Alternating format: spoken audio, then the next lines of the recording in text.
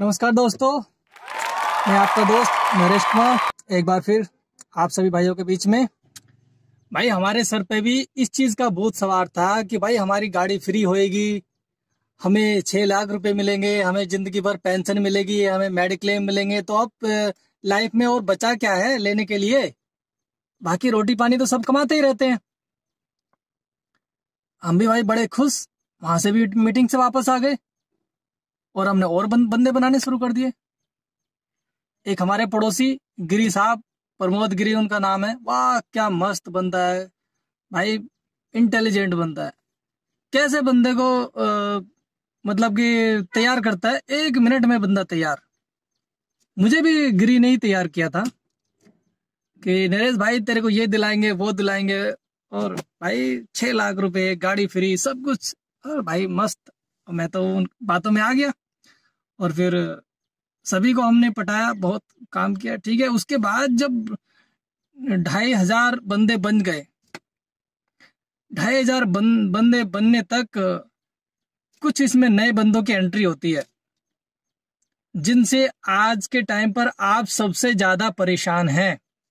उन 4 बंदों का नाम लेने की जरूरत नहीं है, पूरी दुनिया उनसे परेशान है, पूरी यूनियन परेशान है। और इतनी परेशान है कि अगर उनको चौराहे पर छोड़ दें तो उनके बाल सर पे मिलेंगे नहीं, इतनी परेशान है उनसे। खैर कोई नहीं, उनकी एंट्री हुई और उन्होंने आते यहाँ पर मतलब कि यूनियन का सत्यानाश कर दिया। जिस स्पीड से यूनियन चल रही थी, जिस स्पीड से आइडिया बन रही थी, लोग जमा हो रहे थे, सब खत्म, सत्यानाश हो गया। उसके बाद सर ने फिर मीटिंग बुलाई। भाई क्या हुआ, कैसे अचानक सब कुछ बंद हो गया? मैंने कहा यूनियन में कुछ अहंकारी लोग घुस गए हैं। सबसे बड़े अहंकारी तो पहले ही थे, उनसे भी दूसरे और अहंकारी घुस गए। ठीक है जी, मैंने कहा ये अब सारा बवाल मच गया, अब काम यहीं का यहीं रोक दो जी। हमने उस दिन से आइडिया बिल्कुल बंद, किसी को धोखा देना बंद कर दिया कि भाई जब तक हमें क्लियरेशन नहीं मिलेगी हम आगे एक भी आईडी नहीं बनाएंगे, एक भी बंदे को नहीं जोड़ेंगे। पूरा साउथ एकदम जहां के तहां रुक गया, और साउथ के रुकते ईस्ट, वेस्ट, नॉर्थ, सब चारों दिशाएं एकदम बंद हो गई। कहीं से कोई आईडी नहीं, कुछ नहीं। पहले रिटर्न में दो कि जो हम लोगों से पैसा ले रहे हैं ये कौन देगा वापस। हमें रिटर्न में नहीं मिला, कोई जवाब नहीं मिला। फिर हमें लालच दिया गया कि आपको एक आईडी पे 50 रुपए दे देंगे, आप लेके आओ। फिर दिमाग को घुमाने की कोशिश करी उन्होंने, लेकिन भाई एक बार दिमाग में बात घुस गई कि बंदों को हम जिन लोगों का पैसा हम ले रहे हैं, ये जिम्मेवारी हमारी है कि उनको वापस दिलवाना। क्योंकि ये बंदे को हम समझ गए, ये बंदा जरूर ही कुछ ना कुछ धोखा कर रहा है। हमारी पूरी टीम ने जोर लगा लिया, लेकिन इस बंदे ने रिटर्न में देने से बिल्कुल इनकार कर दिया कि मैं रिटर्न में नहीं दूंगा कि जी मैं आपको पैसा वापस लौटाऊंगा। भाई हमारे जो दिमाग में गड़बड़ हो गई, फिर हमने काम सबने रोक दिया वहीं पर। अब इसने सोचा काम रुक गया, अब क्या करूं, कैसे बंदे घुमाऊं। अब इन्होंने क्या बोला कि भाई मैं एक बहुत बड़ी स्कीम लेके आया हूं, इंश्योरेंस। इंश्योरेंस में मतलब 1 साल में आप 1 लाख इंश्योरेंस कर दो, आपको कंपनी का मालिक बना दूंगा। और 10 मेंबर की टीम भी बना दी कि आपको इंश्योरेंस कंपनी का मालिक बना दूंगा। भैया फिर हमारे मन में लालच, तो यार हमारे मन में तो लड्डू फूटने लग गए। मैंने कहा यार हम इंश्योरेंस कंपनी के मालिक बन जाएंगे 1 साल में, करोड़पति। तेरे का, मैंने कहा यार इससे बढ़िया क्या है साला, हम गाड़ी चला चला के तो जिंदगी भर तक मर जाएंगे तब करोड़पति नहीं बनेंगे। भाई साहब इन्होंने ऐसा माइंड घुमाया, ऐसा माइंड घुमाया कि सारे जो बंदे थे और जो कुछ नए बंदे भी आए हुए थे, सारे इंश्योरेंस में घुस गए। भूल गए 4,000 आईडी, या फिर लोगों को आईडी बनाना ही भूल गए। भाई सबको करोड़पति बनना है। बस इंश्योरेंस की तरफ भाग गए। अच्छी खासी पार्टी सार्टी करी इन्होंने और इंश्योरेंस बनाना शुरू कर दिया। इसके बाद में हफ्ता 10 दिन हुआ, किधर से एक इंश्योरेंस, किसी से 2, किधर से 3, बस यही आए।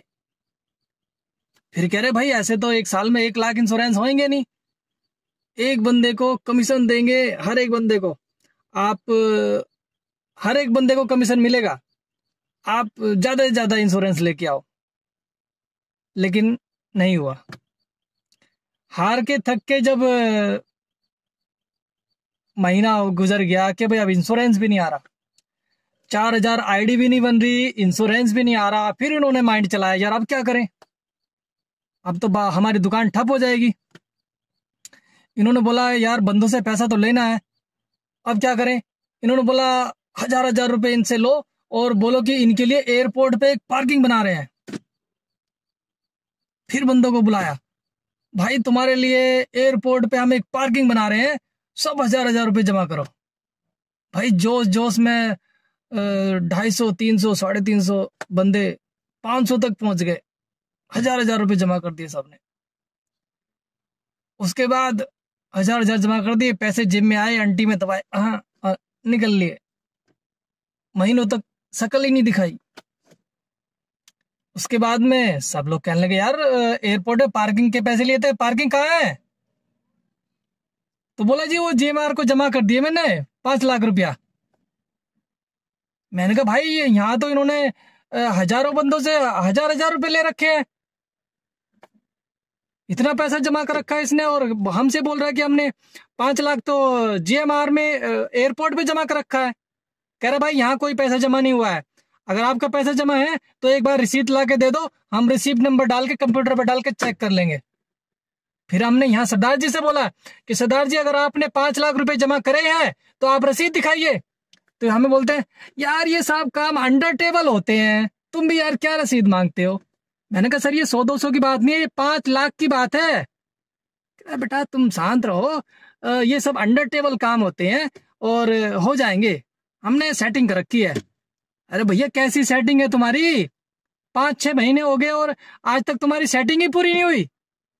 यहाँ तक कि जीएमआर कह रहा है कि हमारे यहाँ पर कोई सेटिंग नहीं होती है, हमारे यहाँ पर सब कार्य जो होता है जेन्युइन तरीके से होता है, रिसिप्ट दी जाती है। और ये जीएमआर को भी धोखा दे रहा है, जीएमआर को भी ये कानून के दायरे में खड़ा कर रहा है। अब जीएमआर के ऊपर इल्जाम लगा रहा है कि मैंने उसको 5 लाख रुपए दे रखे हैं।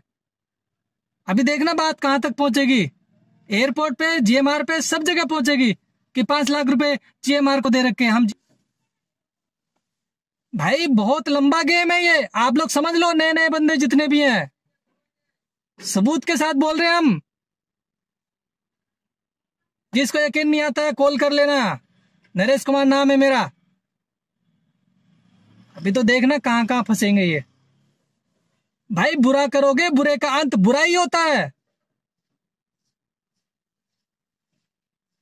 एयरपोर्ट के नाम पर सबसे पैसा लिया, खा गए सब, कोई जीएमआर पे पैसा जमा नहीं हुआ है, कोई रसीद नहीं है, सबको झूठ बोलते फिरते हमने 5 लाख रुपए जीएमआर पे जमा कर दिया। आ जाओ रास्ते में दिखाएंगे हम कहां पे तुमने 5 लाख रुपए जमा किए हैं।